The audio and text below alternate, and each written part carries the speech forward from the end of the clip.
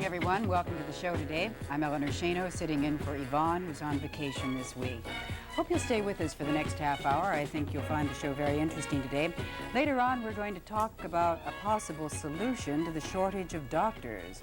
But right now, we want to talk to you about basic skin care. You know, a lot of women are interested in knowing what color eyeshadow to wear with a certain outfit, or they want to know what's the right kind of mascara, the right kind of lipstick, the right kind of blush. Well, more important than that is basic skin care. And here to help us and to give us some really good tips this morning is an expert. His name is Taylor Reynolds, and he's the beauty director for Charles of the Ritz and his model, Glenda. Welcome to both of you. Thank you. Taylor, tell me, is there any basic thing that is necessary toward good skin care, and where do we begin? Okay, I feel, or my philosophy is that there are 5 basic skin care steps. The first one is the one that I'm performing now on Glenda's face, is the cleansing process. Now, the cleansing process involves 2 separate steps. The first one is the removal of any facial makeup that she may have on. Very carefully, I'm tissuing off the cleanser, which I started applying just a minute ago. And then the second step is the removal of any eye makeup that she may have on, which I'm going to do in just a second. So the 5 basic steps are cleansing, toning, which is the step that follows the cleansing, moisturizing for day, lubrication for nighttime, and then several times a week the application of a mask which stimulates and tightens the skin. So those are the 5 basic steps. Taylor, there's always been a great deal of controversy about using a cleansing cream versus soap and water. Now, I know just recently there was an article in a national magazine saying that Elizabeth Taylor, the only thing she uses is soap and water. Number 1, do you believe that? And number 2, do you think that's good for your skin? Well, number 1, I don't know whether I believe it or not. It might very possibly be true, and I certainly am not going to be the one to doubt Miss Taylor's word. But I am against soap and water as such. If it is the proper type of skin soap, and there's certainly certain soaps that are made that are designed for the skin, super fatted soaps, soaps that are not going to dry the skin and cause flakiness, it's a possibility to use it. However, I think that the better way to cleanse the skin is with the skin cleanser that is designed for your type of skin. I've also heard that it's not necessarily what you put on your skin, it's how you apply it that's very important. It has a lot to do with it. It certainly does, because most people think that if you just sort of slap it on there and then just take it off, that you've done as much as you can do. We try to always remember to work the skin in an upward motion while we're treating the skin. Now, I'm going to start using the toner on Glenda's face. And if you work in sort of a circular sort of motion, working upwards and outwards across the skin, it's a lot better than pulling downward on the skin so much, because gravity does that enough in itself. So I don't know if the camera's picking it up or not, but I'm sort of working in an outward, upward sort of motion on Glenda's face, as opposed to a downward sort of motion, which adds to the pull of the gravity on the skin. Okay, now this is step 2, and this is something that a woman should do on a regular basis every day. After she cleanses her skin, she uses the toner. What is the purpose of the toner? What is happening? Are you closing the pores? Well, there is nothing that will close the pores. If the pores close, they have to do it on their own. But this certainly does help to tighten somewhat. And the other 2 functions that a toner performs is that, number 1, it completes the cleansing process by rinsing the skin. And water, if you're using a cleanser that is an oil-based cleanser, you're not going to be able to rinse it thoroughly with water, because the water doesn't cut through the cleanser.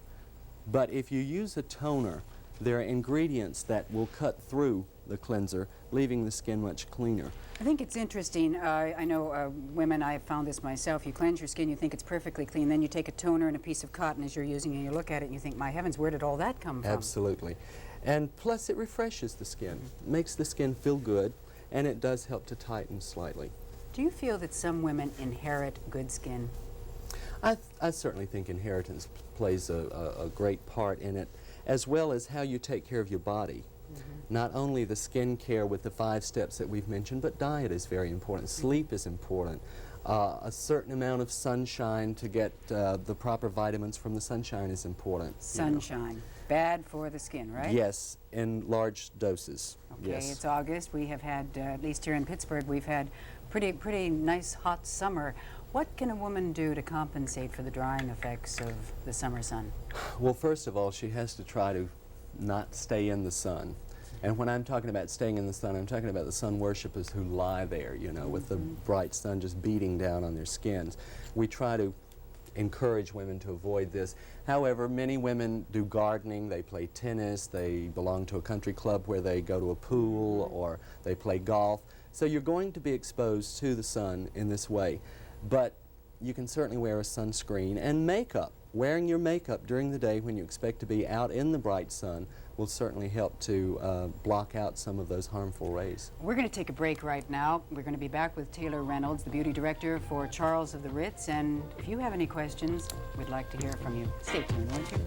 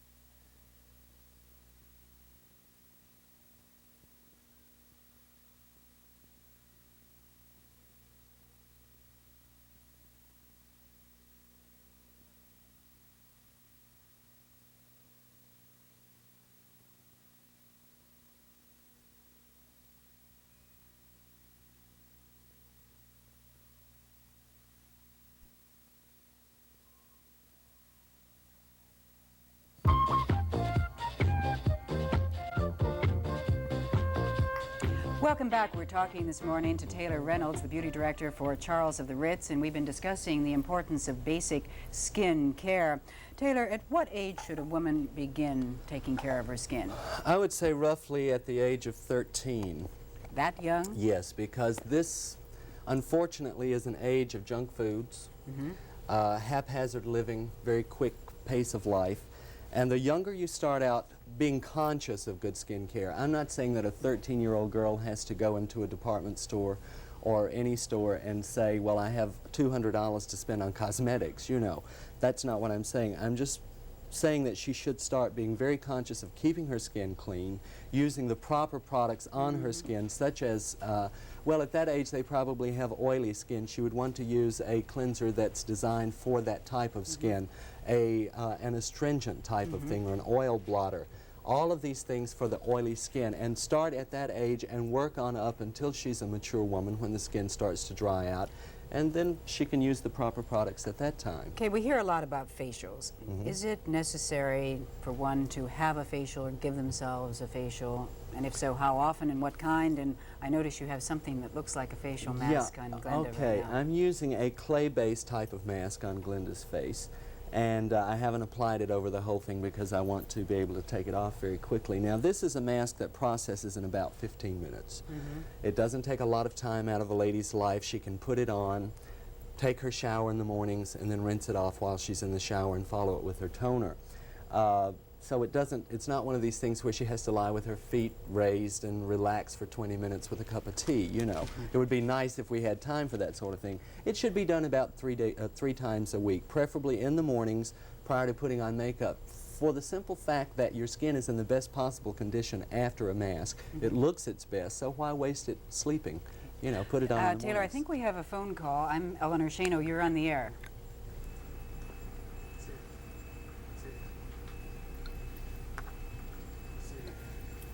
Okay, I'm Eleanor Schano. You're on the air. Yes, I have a problem with blackheads on my face, and I cleanse my face 3 or 4 times a day, but I still have them. And I was wondering what I could do to get rid of them.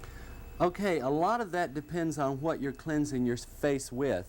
Now, if you're just using soap and water, unfortunately, soap does not do a thorough cleansing job as some other types of cleansers. I would recommend a granulated cleanser or a skin sweeping type of cleanser that has a series of granules in it that will slough off the dead flaking skin. And also masks will help. But just make sure that you're cleansing your skin with the proper product. Okay, we have another phone call for you, Taylor. I'm Eleanor Schano. You're on the air.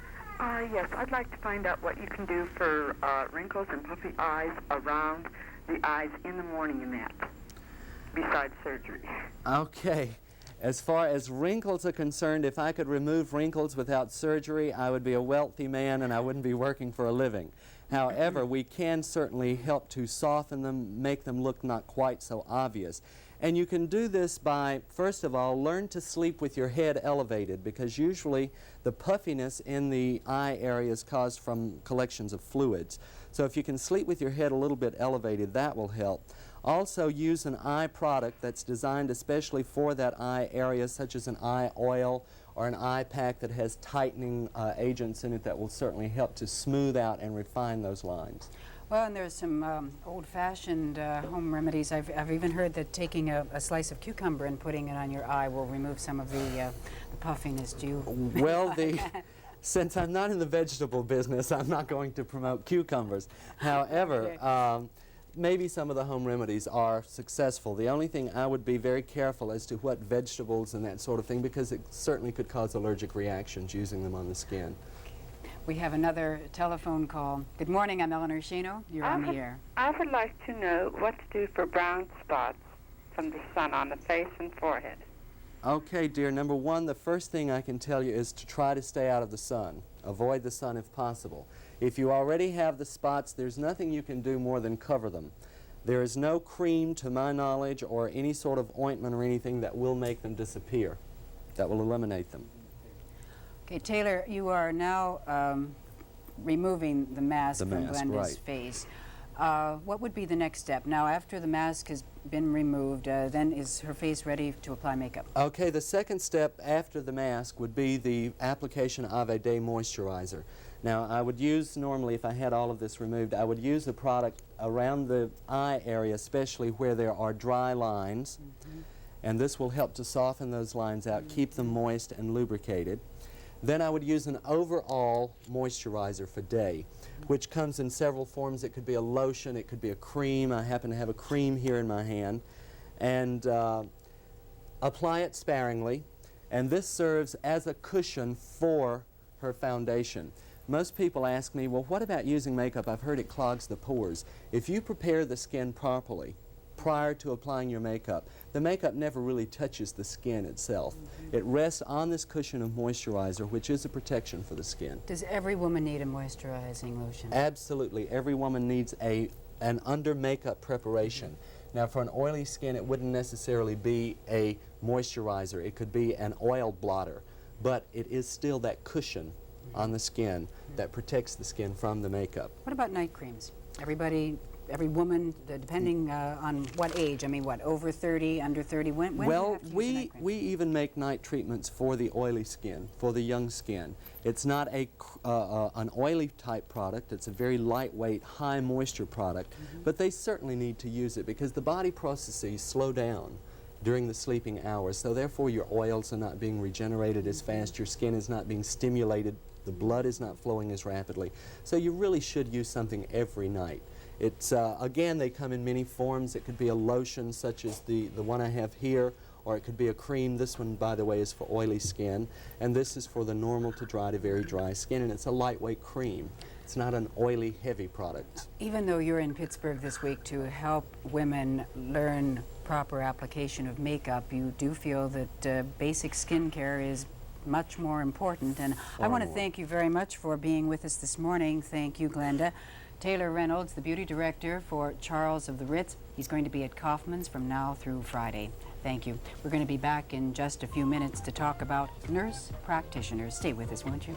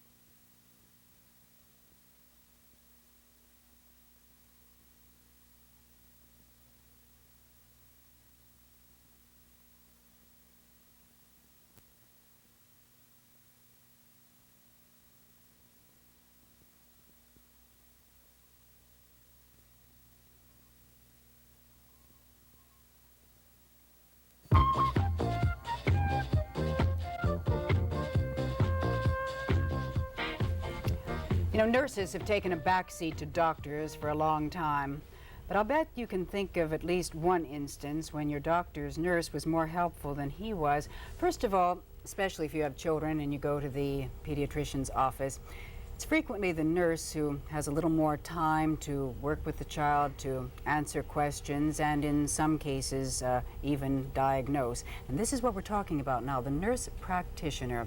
Now this is a nurse with some special training who will be authorized to do perform a lot of duties rather that doctors currently are handling now.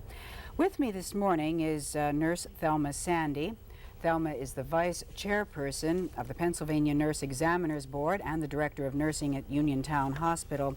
Thelma, we currently find nurse practitioners in hospitals and doctors' offices. Now, will these new duties differ drastically from the duties normally performed by a nurse? No, I think it will be a enlargement of the scope of their present practice. We have our own present nursing law today does have an enlarged scope of practice prior to 3 years ago. We have nurses now who are doing what we call assessments, take a physical and history. They make a determination of what particular problem may be present with the client or the patient, and then they refer generally to the physician for a further follow-up. With the certified nurse practitioners that you mentioned, this will be somewhat different. It will legalize those functions that professional nurses will be performing that really go into acts of medical practice, including prescription of therapy or other corrective measures.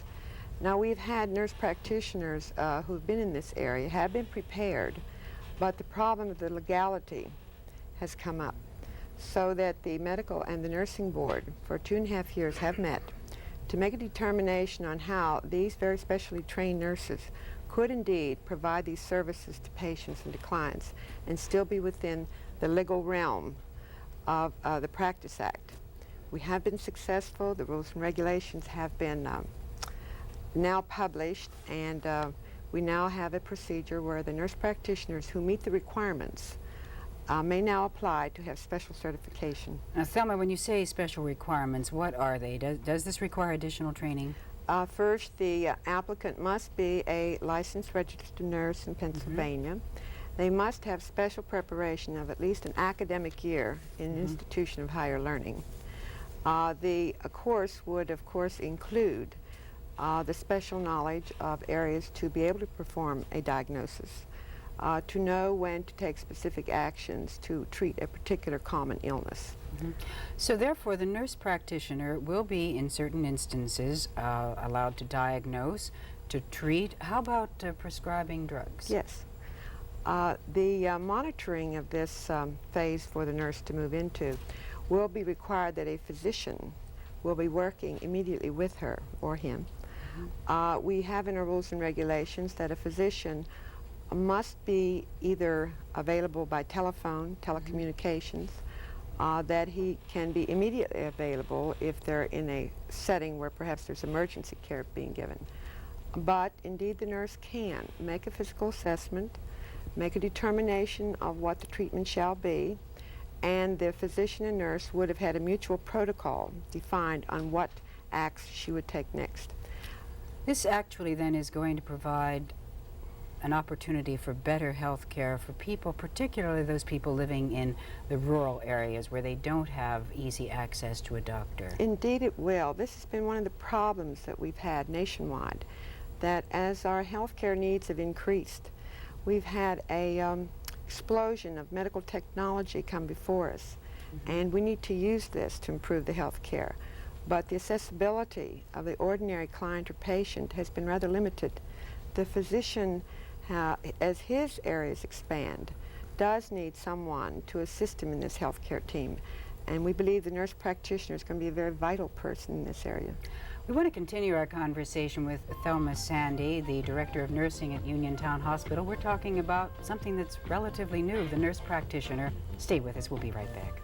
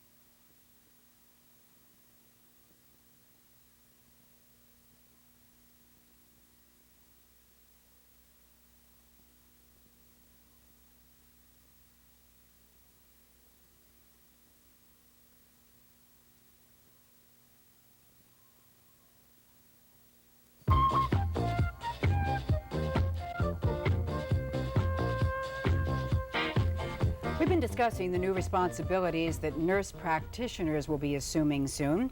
Our guest is Thelma Sandy from the Pennsylvania Nurse Examiners Board.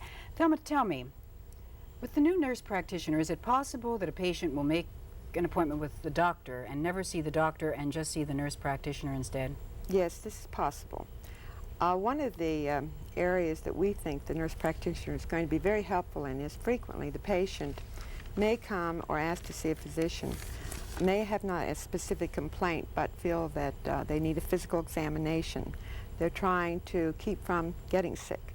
We call this health prevention. The nurse practitioner would be quite capable of doing a physical assessment, ordering specific diagnostic tests, and making a judgment relative to determining whether this was a normal aspect or had gone into an abnormal area of judgment. In this event, if she found that the patient had met all the norms and could counsel the patient further on healthful living habits, she could then close off the case and send the patient on their way, or perhaps schedule a second appointment so that there would be no need for the physician to see that patient. Will the nurse practitioner ever make house calls? We hope so. I understand that we do have nurse practitioners in some rural settings who not only are holding clinic visits but will follow up the patient into the home environment. And of course this is extremely important, particularly where you have children. We have the mother who is very concerned about the child with a cold or the sore throat and cannot reach a physician. She will then have the opportunity to call the nurse practitioner who probably has seen the child. She may be able to advise her over the phone, maybe make a home visit, or ask her to come into the office. Thelma, what has been the reaction from the AMA? Are there some doctors who are opposed to this idea, thinking that it might cut into their territory and affect their income? No, on the contrary, the American Medical Association has been meeting with the National Nurses Association, and they have addressed this problem in the last 5 years. They've been very supportive of this course of action to deliver better health services. Our own medical board are all physicians with 2 consumers, and they too have been very supportive, demonstrated that we do have the regulations now because there is a need. Thelma, we have a phone call. Good morning, I'm Eleanor Schano. You're on the air. Yes, I wanted to ask the nurse this question. A friend of mine had a small baby that she was taking to a local pediatrician, and instead of the pediatrician examining the child, this was done by the nurse. Now, when I had told my own pediatrician about this practice, he felt that it was one that was very unsafe because, for instance, he had mentioned that on routine examinations he has found small tumors, small lumps in children, you know, that created a great problem for them, and he felt that a nurse, if she would have done the examination, would not have the education necessary or the background necessary to locate these problems, and I'd like to know what her opinion is on that. Yes, the nurse practitioner that I'm speaking of would have special training. I do not know what tumor you're alluding to, but I'm sure that the competent nurse practitioner, if she found or he found an abnormality, would immediately refer this to the physician. I might say, too, that there are some physicians sometimes who miss tumors also. I think, Thelma, our viewer was referring to the fact that in some instances there could be a tumor, Yes. not necessarily there is, but I am assuming that the nurse practitioner then would be specially trained. For example, if one is working in pediatrics or obstetrics or in just general internal medicine, they are qualified before they are able to assume this role. Yes, they must be qualified, and this is what I was referring to when I said we now have regulations that are now legal. Before a nurse practitioner can get into this area, they must meet the requirements of both the medical and the nursing board. Then they will be certified and licensed. Well, it's very exciting, and we're going to be watching very carefully because I think it's going to open a whole new field of good health care for Americans. I want to thank you so much for being with us this morning, Thelma Sandy, the Director of Nursing at Uniontown Hospital. I want to thank all of you. Hope you'll tune in tomorrow. Ellen Frank will be sitting in for Yvonne. I'm Eleanor Schano. Have a good day.